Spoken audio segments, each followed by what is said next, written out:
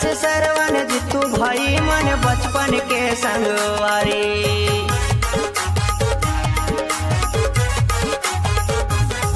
अरे जाना थवा तोरे माया लगोरी रूप के हावच रानी। कैलाश सरवन जितू भाई मन बचपन के संगवारी। दुनिया देखत रही मुँह फार गोरी तहाँ कैसे करबे वो। उर्मी बना ले ससुराल तोर घर ला था कैसे करबे वो।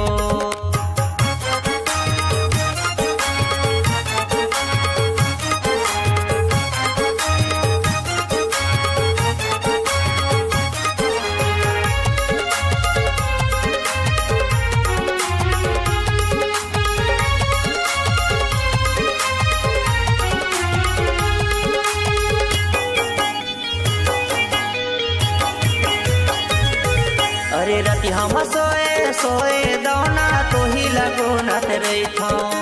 सुरता कर कर मोर माया रूपी फायर खेलत रही था।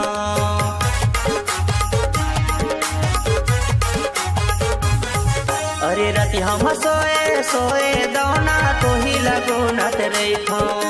सुरता कर कर मोर माया रूपी फायर खेलत